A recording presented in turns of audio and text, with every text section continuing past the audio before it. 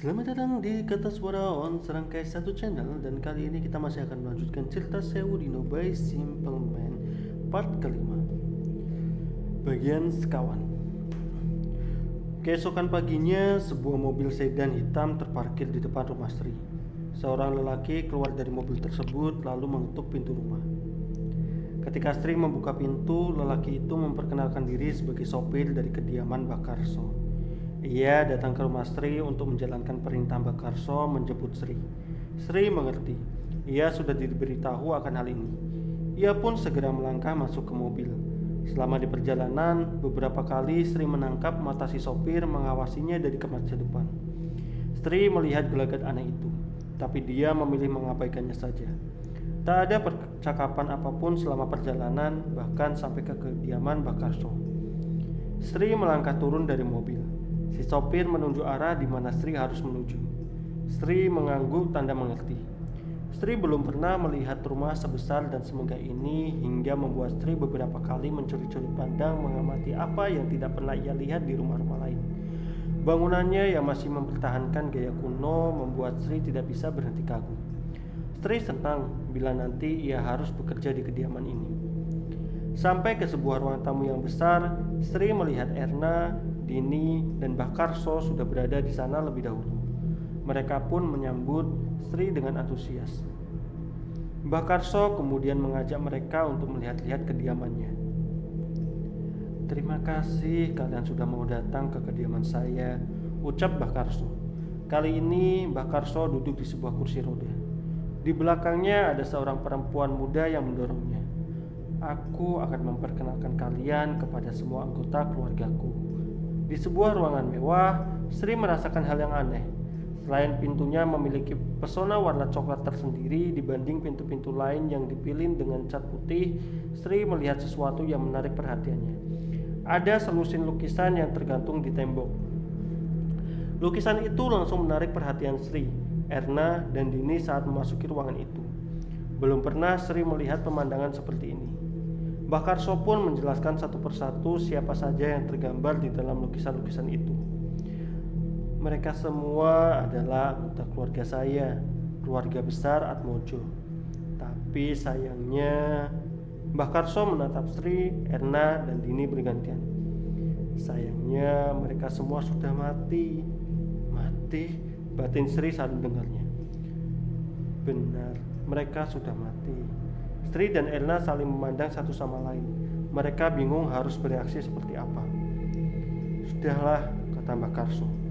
"Kenapa aku menunjukkannya kepada kalian? Karena aku ingin kalian tahu bahwa pekerjaan yang kalian emban akan berhubungan dengan mereka." "Berhubungan?" ucap Erna lirih. Ia bingung dengan maksud Mbak Karso, tapi tampaknya bukan hanya dirinya yang bingung. Sri terlihat lebih bingung mendengar kalimat itu. Mbah Karso memberi tanda kepada perempuan muda di belakang untuk memutarbalikkan kursi roda itu. Ia menatap Sri dan yang lain. Mimik wajahnya kali ini terlihat serius. Ia meminta ketiga orang itu agar mendekatinya. "Begini," kata Mbah Karso, "aku akan bertanya sekali lagi kepada kalian. Dan kali ini aku sendiri yang ingin memastikan dan mendengarnya langsung dari kalian. Apakah kalian berkenan menerima pekerjaan ini dengan segala konsekuensinya? Dan bila kalian sudah menerimanya, maka..." Mbah Karso menatap Sri dalam-dalam. "Tidak akan ada jalan untuk kembali dan apapun yang terjadi, kalian tidak dapat mencabut semua yang akan terjadi. Bagaimana?" Setelah Mbah Karso mengatakan itu, ruangan menjadi lebih sepi, hening sekali. Tak ada satupun yang mau berbicara. Lama menunggu rupanya membuat Mbah Karso tidak sabar sehingga ia menunjuk Erna agar segera memberikan keputusan. Erna melangkah maju. Ia menatap Mbah Karso ragu. Dengan suara tergagap-gagap akibat apa yang baru saja ia dengar dari Mbah Karso, Erna bertanya, "Apakah saya akan mendapatkan gaji yang sama seperti saat kita bertemu, Mbah?" Mbah Karso tersenyum mengangguk. "Tentu saja, itu adalah hak kamu yang akan saya penuhi." "Baik, Mbah, saya mau." Begitupun juga dengan Dini. Ia langsung menjawab bersedia tanpa Mbah Karso bertanya terlebih dahulu.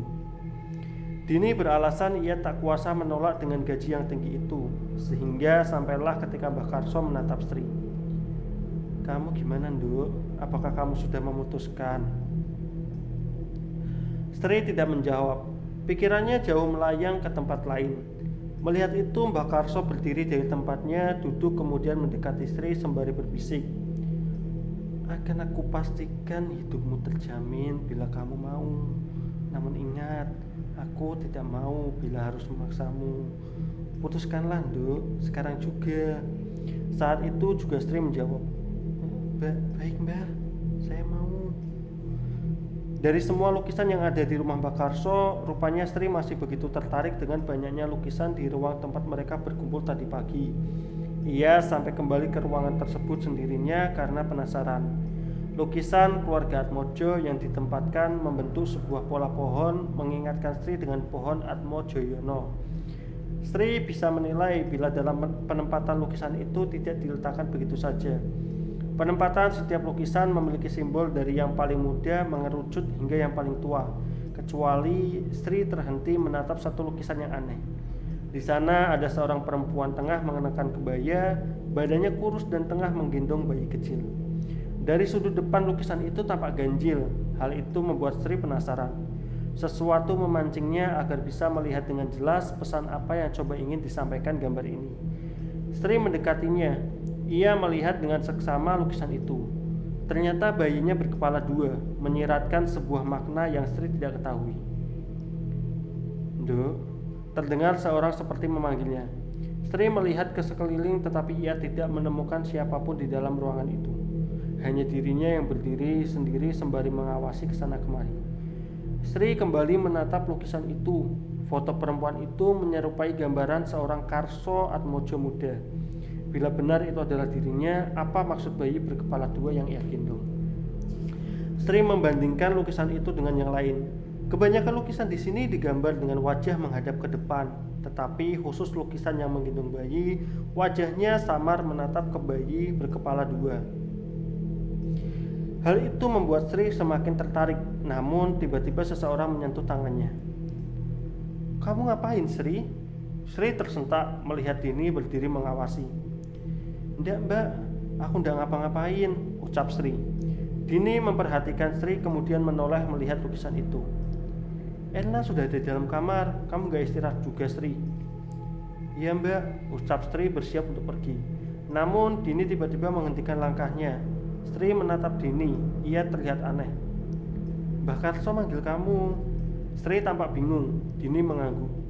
Iya, tadi aku sama Erna sudah menghadap beliau. Katanya sekarang beliau ingin bicara empat mata sama kamu.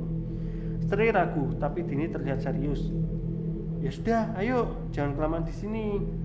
Sri mengikuti langkah Dini. Meski terasa aneh, Sri memilih untuk menurut. Untuk terakhir kalinya, Sri melihat lukisan itu lagi dan ada sesuatu yang aneh. Wajah di lukisan itu sekarang menatap dirinya. Sri pergi dengan perasaan bingung. Tetapi semua itu masih awal dari serangkaian keanehan yang sudah menunggu Sri. Sri mengetuk sebuah pintu kembar. Tak beberapa lama tiba-tiba pintu terbuka dengan sendirinya. Ia merasakan sesuatu yang aneh di dalam ruangan itu. Tidak ada yang bisa Sri lihat selain pemandangan sebuah ruangan gelap. Sri melangkah masuk ragu-ragu. Pikirannya diselimuti ketakutan yang entah muncul dari mana. Sesaat setelah Sri menginjakkan kaki di dalam ruangan itu, tiba-tiba pintu tertutup, terbanting dengan sendirinya. Sri tercekat menatap pintu itu. Aneh, terdengar suara yang familiar. Nduk, masuk sini. Itu adalah suara Mbah Karso. Sri berjalan mendekat. Suara langkah kakinya menggema. Belum pernah Sri melihat hal-hal yang seperti ini. Aroma wangian yang Sri kenal tercium. Aroma kemenyan. Meski Sri jarang menciumnya, tapi Sri mengenali aroma ini. Bapak biasa menggunakannya. Pernah sesekali Sri mencium aroma ini saat Bapak menggunakannya untuk ritual adat di desa. Lalu untuk apa ada wangian seperti ini di kediaman seorang keluarga Atmojo yang begitu masyhur? Sri melihat sebuah tirai berwarna merah. Meski pemandangan tidak terlalu jelas, Sri mendengar suara seorang bergumam di dalamnya. Ia tertegun, mematung diam, memperhatikan dengan seksama. Pikirannya campur aduk, teringat apakah sebelumnya Erna dan Dini juga datang ke tempat ini. Lamunan Sri buyar saat suara itu terdengar lagi di telinga Sri. Masuk, Nduk. Sri menurut. Ia menyibak tirai merah itu dan menemukan Mbah Karso Atmojo tengah duduk dengan gaun putih panjang. Rambutnya tergerai panjang, menonjolkan warna hitam dan putih yang sama-sama terlihat dominan. Wajahnya tengah menunduk menciumi asap yang mengepul di atas sebuah tungku tanah liat kecil. Aroma kemenyan tercium dari tungku tanah liat kecil itu. "Duduk, Nduk," katanya tiba-tiba tanpa memandang di mana Sri tengah berdiri. Sri merasa takut. Karsa Atmojo terlihat tidak baik-baik saja. Namun Sri enggan bertanya apa yang sedang dia lakukan. Sri duduk mengikuti perintahnya. Keheningan tempat itu begitu mencekam. Sudah lama sekali saya tidak mencium aroma wangi dari bunga Wijaya Kusuma, bunga yang sangat saya sukai sekaligus saya benci saat ini. Sri tertegun mendengarnya. Suara Mbah Karso terdengar lebih berat, seperti bukan dirinya. Ia menatap tajam Sri sebelum mulai merangkak perlahan-lahan mendekati tempat di mana Sri tengah duduk. "Mbah, Anda tidak apa-apa?" tanya Sri khawatir. "Tidak apa-apa, Nduk, tenang saja. Ini masih saya, hanya saja setengah dari raga saya perlahan mulai lenyap." Sri tidak mengerti. Mbah Karso kini duduk di samping Sri. Ia menciumi aroma rambutnya. "Wangi sekali, Nduk, wangi sekali," katanya. Sri merasakan tubuhnya merinding saat Mbah Karso mengatakannya. "Kamu tahu alasan kenapa saya memanggilmu ke sini?" Sri tertegun mendengarnya. "Tidak, Mbah.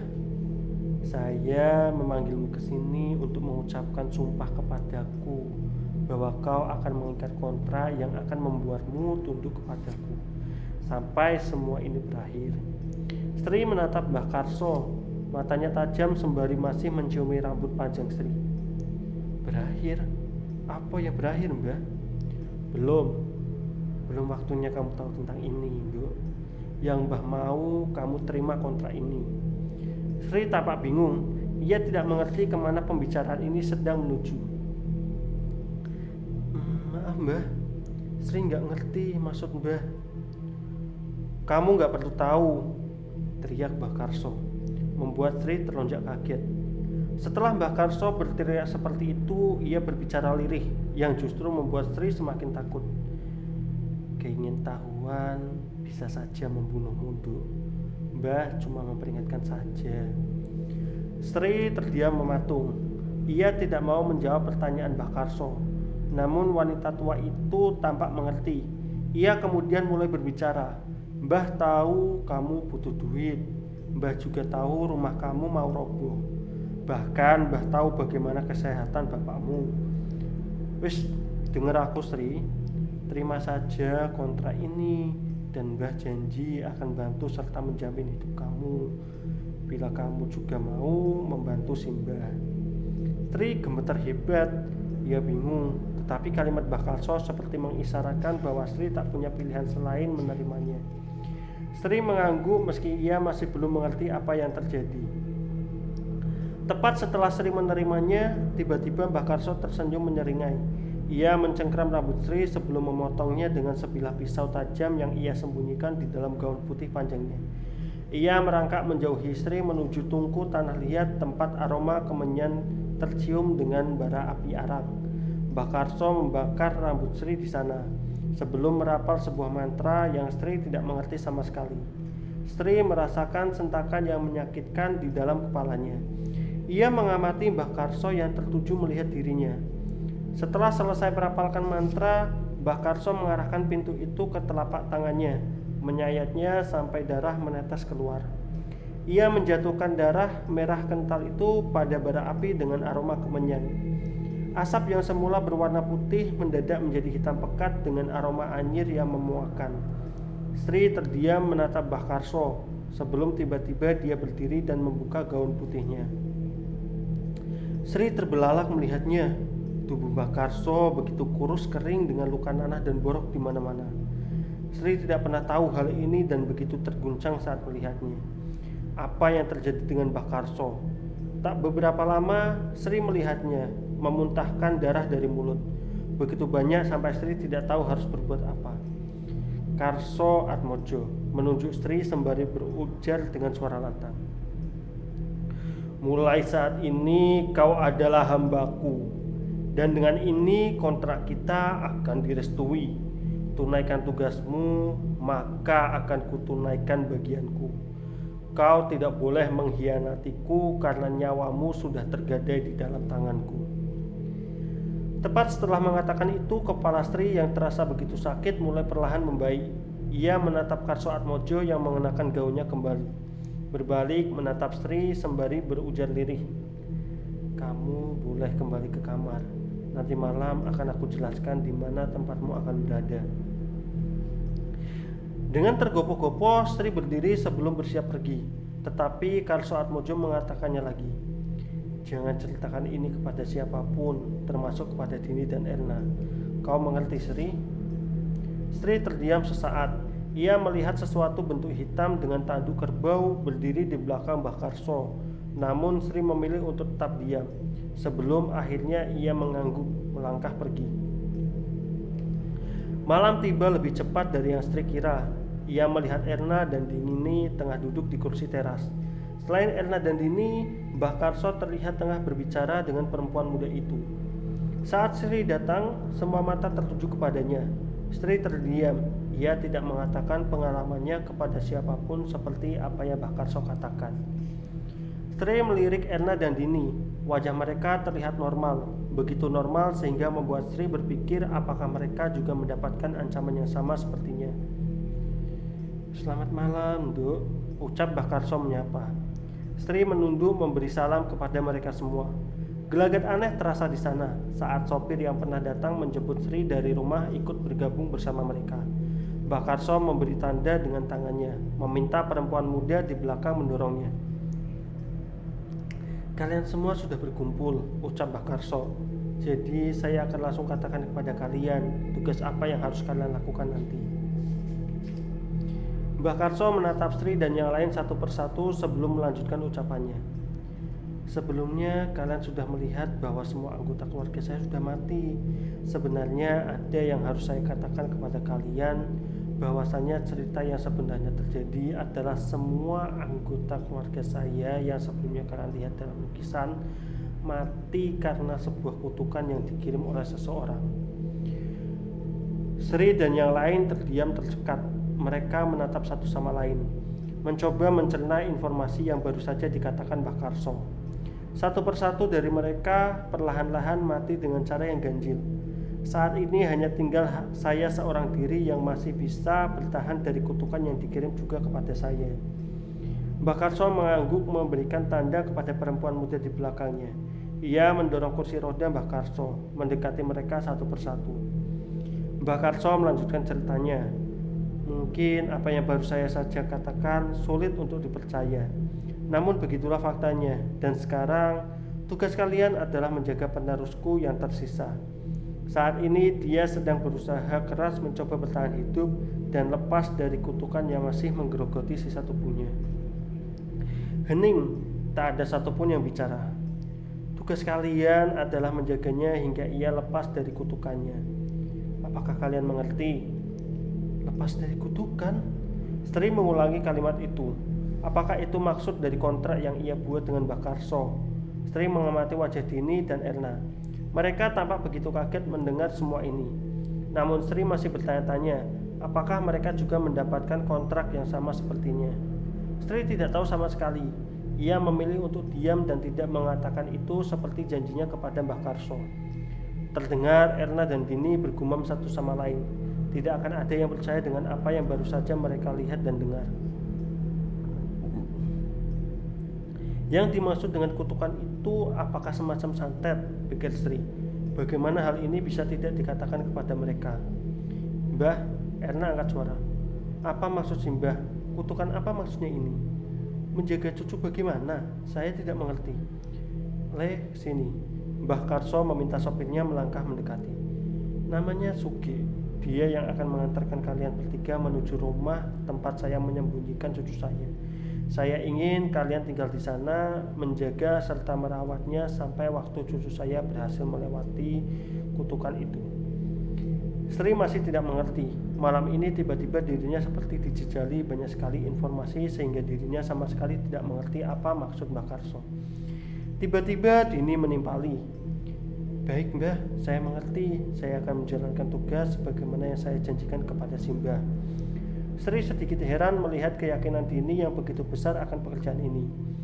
Tiba-tiba terpikir sesuatu. Dini yang memanggilnya untuk bertemu dengan Mbah Karso. Apa ada dengan perempuan ini? Padahal semua hal masih terasa begitu ganjil. Apakah memang seperti inilah sikap yang harus dimiliki sebagai pembantu rumah tangga? Kalian akan diantar ke sebuah rumah yang terletak di tengah hutan. Ingat, kalian sudah berjanji kepada saya untuk mengabdikan diri pada apapun tugas yang akan aku berikan. Tak ada lagi jalan untuk mundur, apalagi kabur, kecuali bila kalian ingin hal buruk terjadi juga kepada kalian. Ancaman itu didengar semua orang yang hadir. Namun entah kenapa Sri merasa bahwa ancaman yang baru saja ia dengar lebih tertuju kepada dirinya. Sri tidak tahu menahu tentang rumah di tengah hutan yang tiba-tiba Mbah Karso sebutkan. Ia pikir ia akan ditugaskan di rumah besar ini. Mereka pun bergegas mengemasi pakaian lalu bersiap masuk ke mobil. Sugi membuka pintu mobil seraya menatap Sri dan yang lain, meminta agar mereka segera masuk. Mbah Karso hanya menatap mereka dari kursi roda. Setelah Sri dan yang lain masuk, perlahan-lahan mobil mulai berjalan meninggalkan kediaman Mbah Karso, pergi menuju tempat yang sudah digariskan untuk mereka.